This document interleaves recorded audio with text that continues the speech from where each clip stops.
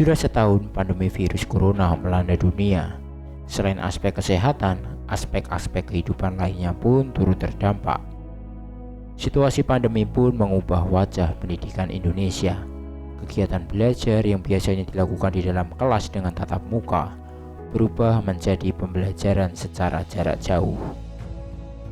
Menyesuaikan strategi pembelajaran perlu dilakukan oleh para penyedia layanan pendidikan, termasuk sekolah, guru, dan tenaga pendidik. Hal ini demi memungkinkan proses pembelajaran peserta didik dapat terus berlangsung.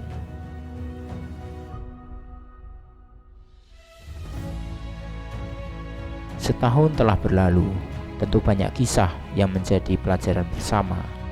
Beradaptasi dengan pendidikan di era new normal merupakan tantangan tersendiri bagi sekolah, guru, dan tenaga kependidikan. Hai, saya Emmanuel Yudit, peserta lomba semifinal Guru Inovatif. Berbagai upaya telah saya lakukan untuk menjamin kualitas proses pembelajaran di masa pandemi seperti ini, melalui Google Classroom, Zoom, video pembelajaran, dan lembar kerja peserta didik yang dapat diakses secara online merupakan contoh-contoh upaya yang telah saya lakukan. Dengan Google Classroom, anak akan bisa mengakses materi dan tugas secara sistematis dan terstruktur kapanpun dan di mana saja. Untuk memperoleh umpan balik secara langsung, pembelajaran blended learning antara pembelajaran tatap muka terbatas dan pembelajaran jarak jauh telah dilakukan. Lembar kerja peserta didik pun dibuat secara terstruktur dan online agar membantu siswa dalam memahami konsep materi yang diberikan. Video pembelajaran dibuat agar siswa dapat dengan mudah memahami materi yang disampaikan. Dengan adanya video pembelajaran, siswa dapat mengakses materi kapanpun dan dimanapun mereka berada. Proses pembuatan video pembelajaran juga sangat memperhatikan kualitas gambar video dan audio agar siswa dapat dengan mudah memahami materinya. Berikut akan saya bagikan contoh video pembelajaran yang telah saya buat. Di video kali ini kita akan membahas mengenai gradien dari suatu garis.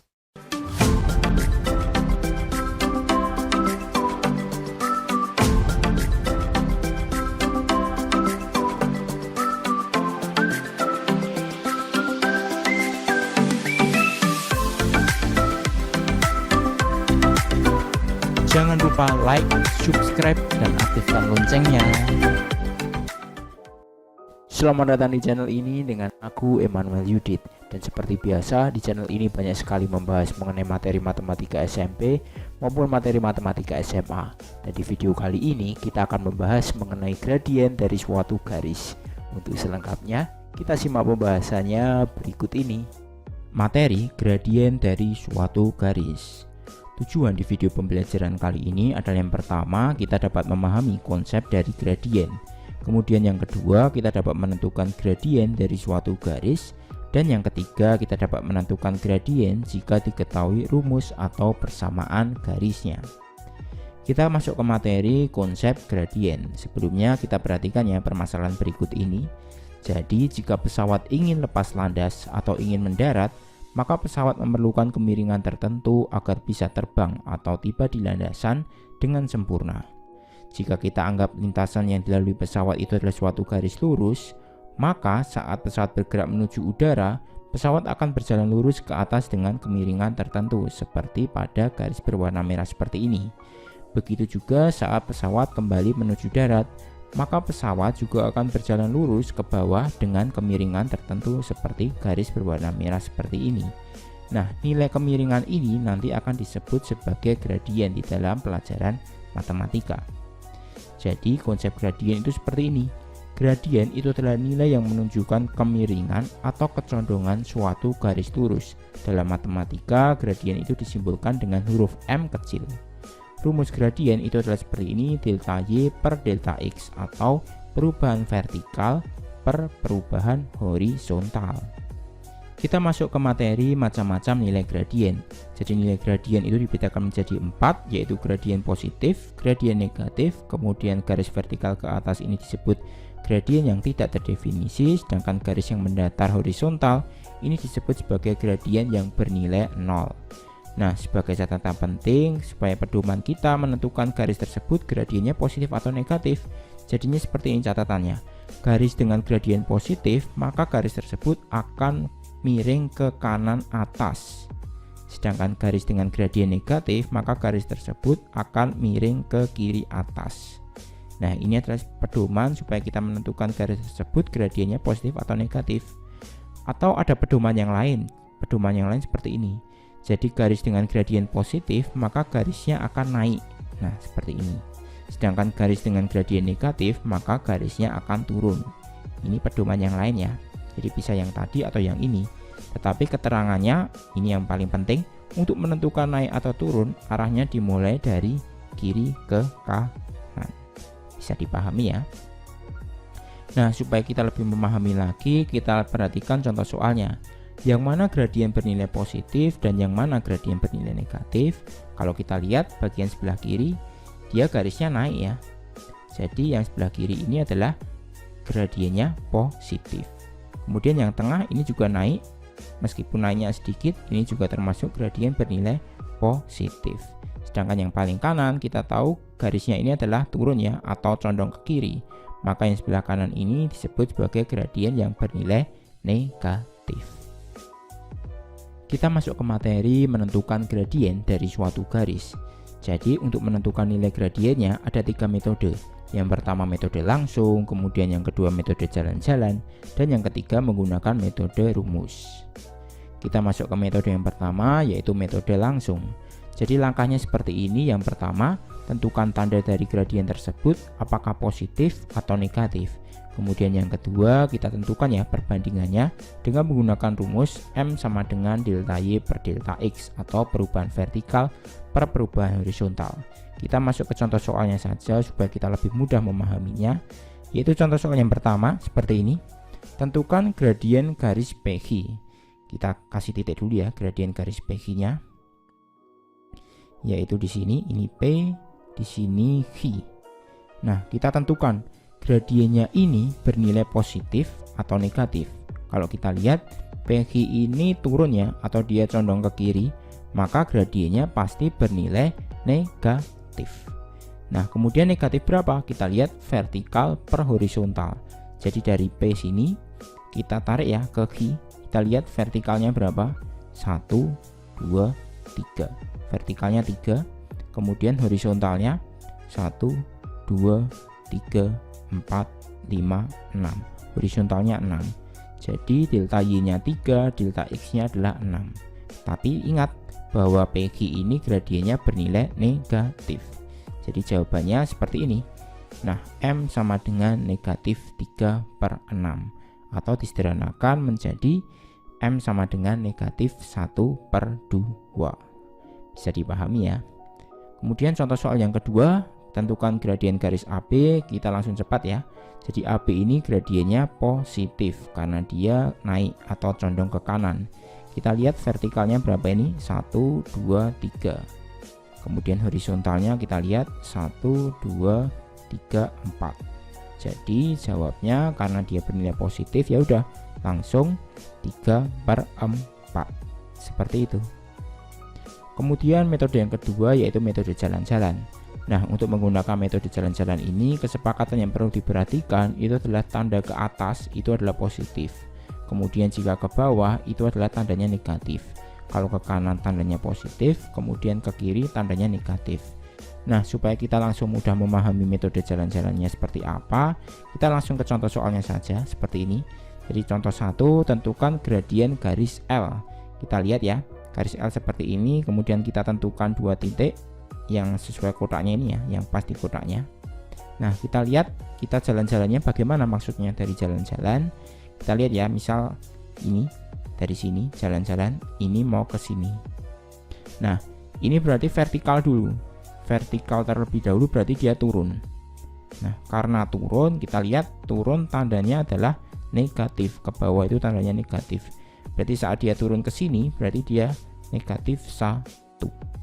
Bisa dipahami ya. Kemudian dari sini mau ke kanan 1, 2, 3, 4. Nah, karena ke kanan berarti tandanya bernilai positif.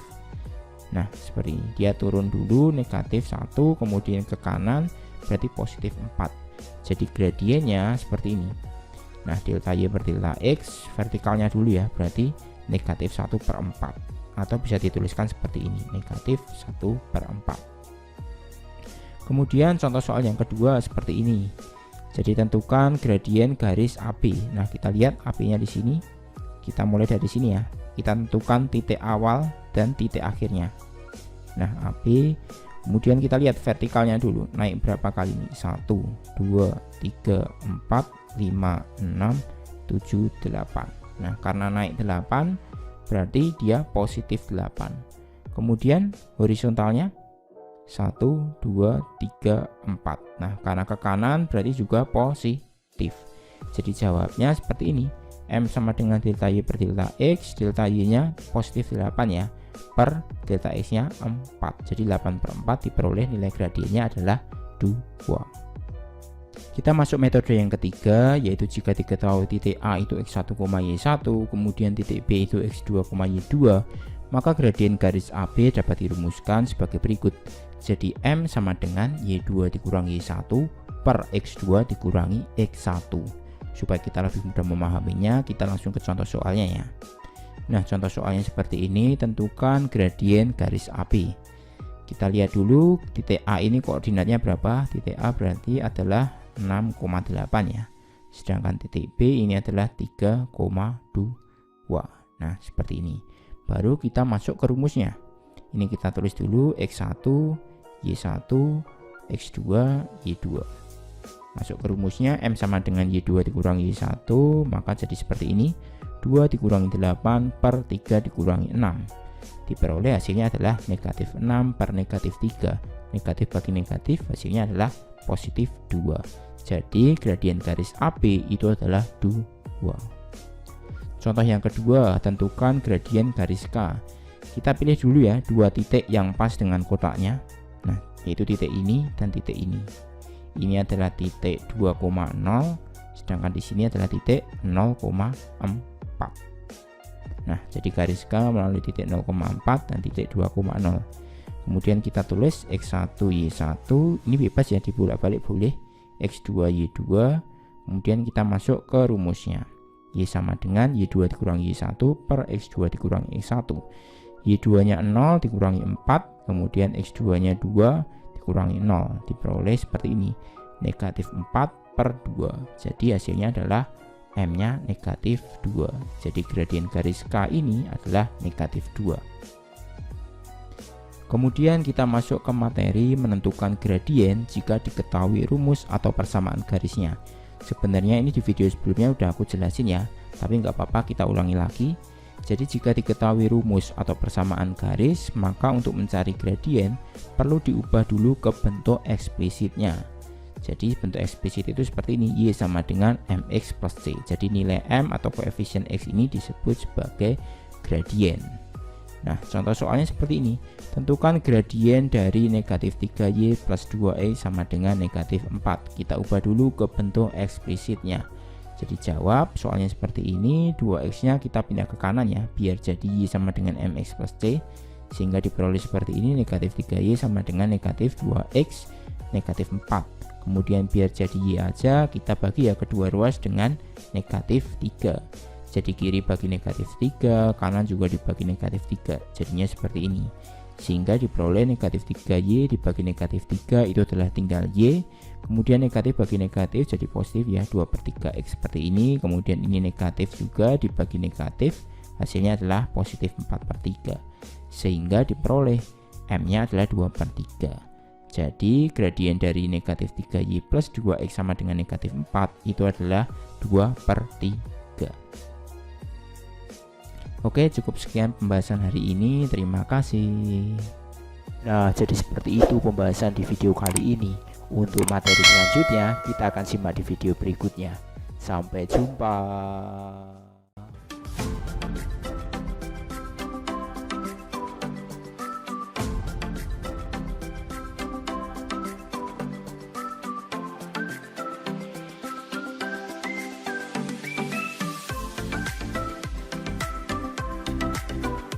Jangan lupa like, subscribe, dan aktifkan loncengnya. Selamat datang di channel ini, dan seperti biasa di channel ini banyak sekali ya membahas mengenai materi matematika SMP maupun materi matematika SMA. Dan di video kali ini kita akan membahas mengenai nilai pi. Sebelumnya pasti kita pernah melihat ya simbol ini. Ini adalah simbol pi. Nah, sebenarnya apa sih pi tersebut?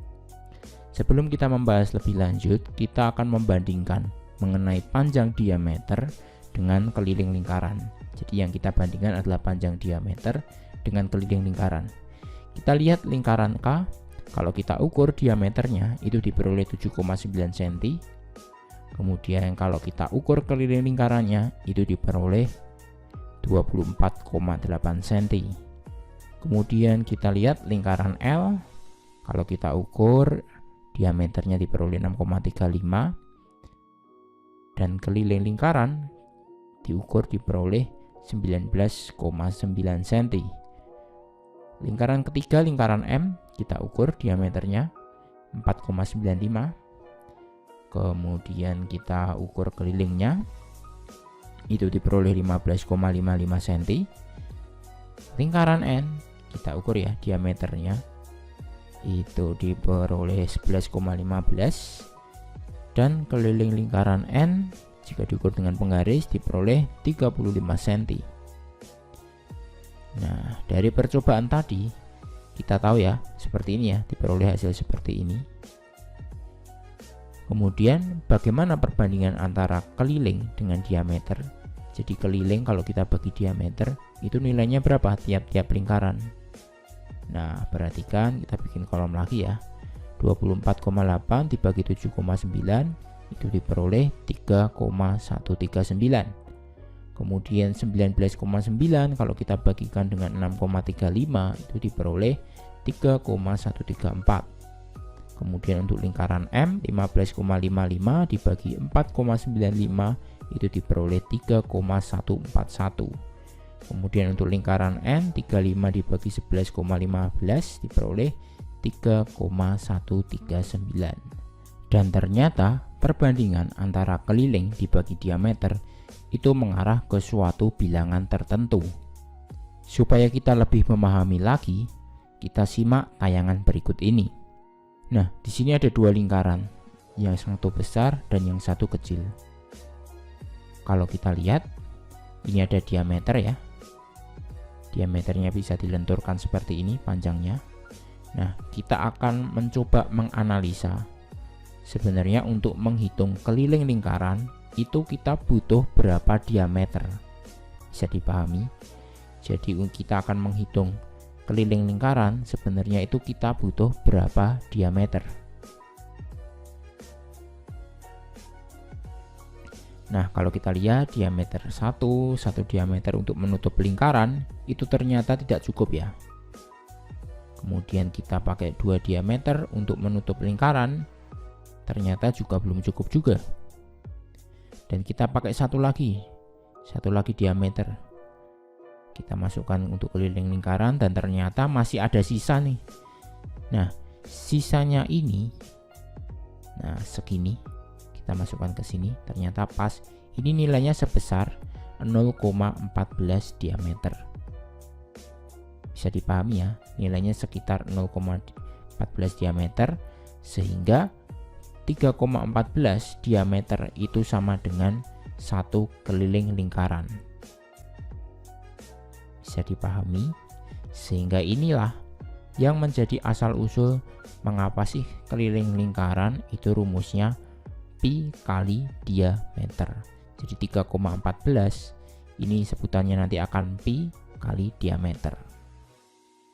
Nah, sebenarnya para peneliti zaman dulu sudah meneliti dengan tingkat ketelitian yang sangat tinggi, itu memperoleh bahwa perbandingan keliling dengan diameter itu diperoleh nilai pi itu sebesar 3,1415926,535 dan sampai seterusnya ya. Jadi ini belakang komanya ini sampai tak terhingga.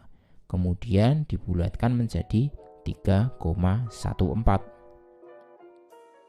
Nah, untuk kasus pembelajaran matematika di SMP atau di SD atau di SMA, biasanya nanti kita akan memakai nilai P itu cuma sebesar 3,14, atau kalau kita ubah ke dalam pecahan itu biasanya nilai P dibulatkan menjadi 22/7. Nah, jadi seperti itu pembahasan di video kali ini. Untuk materi selanjutnya kita akan simak di video berikutnya. Sampai jumpa. Nah, selain upaya-upaya tersebut, saya juga menggunakan aplikasi lain atau platform lain untuk melakukan penilaian pembelajaran. Contohnya menggunakan Quizizz, Kahoot, dan menggunakan Google Form. Dengan Quizizz dan Kahoot akan meningkatkan minat belajar siswa karena tampilannya seperti game. Dan dengan Google Form kita bisa melakukan penilaian yang berbentuk pilihan ganda kompleks, menjodohkan, isian singkat, bahkan uraian. Semua hasil pekerjaan siswa akan terdata secara sistematis melalui Google Form ini. Situasi pandemi telah berlangsung cukup lama. Banyak tantangan bagi dunia pendidikan Indonesia, tapi banyak juga upaya-upaya yang telah dilakukan demi perubahan yang lebih baik. Mari kita bekerja sama untuk menghadapi tantangan dunia pendidikan demi masa depan anak-anak Indonesia.